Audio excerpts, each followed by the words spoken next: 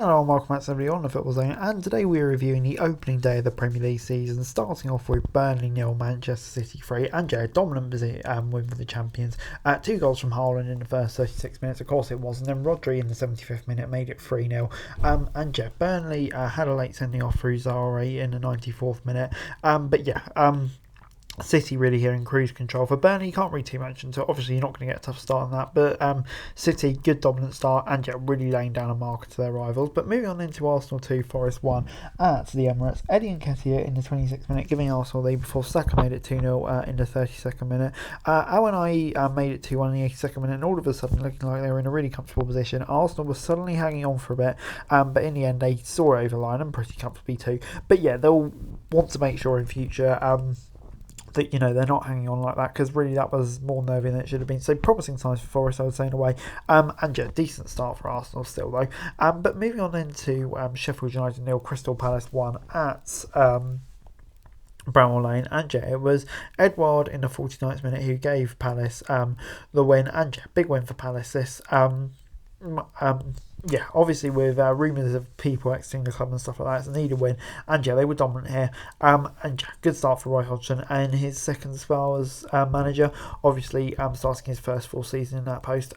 Sheffield United really concerning, lots of stuff going off the field, and you kind of do get the feeling that they are slightly underprepared at the moment. But moving on into Everton 0, Fulham 1 at Goodison Park, and it was a goal for Bobby Reid in the 73rd minute who gave the win for Fulham. And in the end, you probably actually say that Everton maybe had more of the game. Fulham had slightly more of the ball, but in terms of chances created, XG and all of that, Everton slightly higher.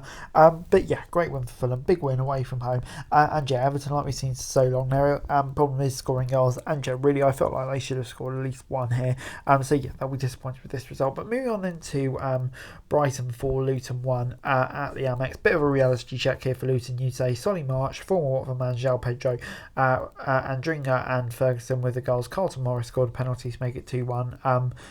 Brighton kind of ran away with it, and you felt like they could score whenever you wanted, really. Good start for Brighton. They're going to continue their momentum of last season with a really impressive start here. For Luton, like I say, bit of a reality check. It is going to take time to adjust. I still think they will be disappointed with that with the performance.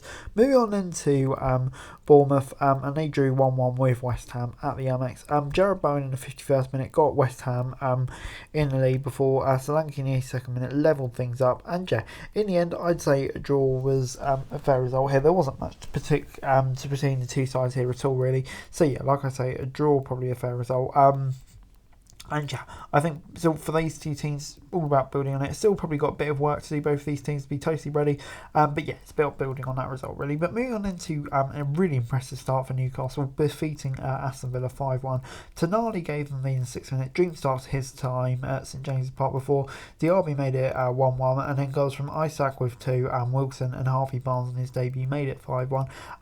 Like I say, really dominant win for Newcastle here. That's going to give them so much confidence. For Villa, frustrating because I felt like I had really high expectations. Obviously, it's only one game. There'll be plenty of time to bounce back. But for Newcastle, that really is a statement start. But moving on then to Tottenham, and they drew 2-2 with Brentford on the opening day of the season at the Brentford Community Stadium. Romero in the 11th minute gave them the lead before, and Bumo and Vissa made it 2-1 to Brentford. But Emerson Royale just before half-time made it 2-2.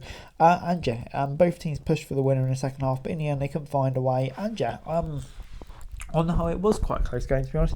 Two really close teams. Madison played well for Tottenham, but on the whole, I would say a draw here probably was the fair result. But moving on into the last game last game on Super Sunday. Not last game of the weekend. Chelsea 1, Liverpool 1, and Salah in the Diaz in the 18th minute gave Liverpool the lead before Salah had a goal disallowed through VAR, and then that led to Chelsea scoring an equaliser. But Chilwell and then another goal 2 minutes later, but it was ruled out for VAR. So very, it was a good game. This obviously lots going on behind the scenes with Caicedo and all that, but VAR kind of calling it a draw, and I would say a draw was probably the fair result here. Not a lot to choose between the two sides, but very entertaining game. And finally, Manchester United 1, Wolves 0, and it was Rafael Varane in the 76th minute who gave Manchester United the win. And late on we obviously had that incident with Onana and Dawson. Personally, I cannot understand how that's not being given a penalty. To me, that looks a blatant penalty, but clearly not to the referees. yeah, I think Wolves have every right to be fuming because they play really well here, look dangerous on the counter-attacks, so they'll be deeply frustrated. But for United, just about scraped over the line, but still clear a lot of work they need to do. And finally, moving on then to a bit of a preview for the Super Cup game on Wednesday, Man City against Sevilla, obviously Champions League versus Europa League winner. And yeah, this will be another trophy that Man City are looking to cross off. And yeah, you'd still expect them to do this. Sevilla obviously a strong side, but City, I can see them going quite full strength here.